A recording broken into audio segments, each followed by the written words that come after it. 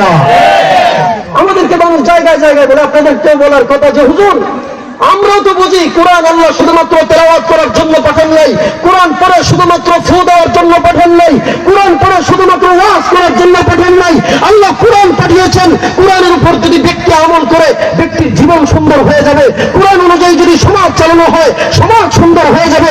কোরআন অনুযায়ী যদি রাষ্ট্র চালানো হয় রাষ্ট্র সুন্দর হয়ে যাবে। কিন্তু যে কোনো কারণেই হোক আমরা উন্নয়ন করি, কিন্তু আপনারা হুজুররা এখন আপনারা যদি এক হয়ে যান, আপনারা যদি চূড়ান্ত লড়াইয়ে ডাক দেন, আপনারা যদি আল্লাহর জমিন আল্লাহর দ্বীন কায়েমের জন্য ডাক দেন, আল্লাহর কসম করে বলি যেই দলই করি না কেন আল্লাহর জমিন আল্লাহর দ্বীন কায়েমের জন্য 90% মুসলমান আর পিছনে বসে থাকবে না। কথা ঠিক কিনা? জীবন ভর এই কথা বলেছেন যে হুজুর আমাদের তো ইচ্ছা হয় আপনাদেরকে ভোট দেওয়ার, কিন্তু ভোট তো দিতে পারি না, আপনারাই এক কারে ভোট দেব। সেই কথা বলার সিস্টেম বন্ধ হয়ে গিয়েছে। আলহামদুলিল্লাহ আলহামদুলিল্লাহ, একবারে চরমোনাই পীর সাহেব থেকে নিয়ে আল্লামা মামুনুল হক সাহেব পর্যন্ত দেশের মূল ধারার সব উলামায়ে কেরাম এক প্ল্যাটফর্মে চলে এসেছেন, চলে আসতেছেন, চলে আসবেন।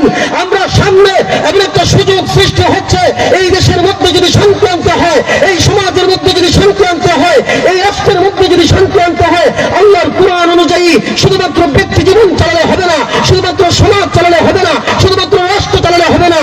উলামায়ে কেরাম যেই দিকে যাবেন, উলামায়ে কেরাম যেইখানে যাবেন, উলামায়ে কেরাম ঐক্যবদ্ধ হয়ে যেইভাবে আমাদেরকে রাষ্ট্র গঠন করতে বলছেন সেইভাবে আমরা রাষ্ট্র গঠন করবো। রাজি আছি না?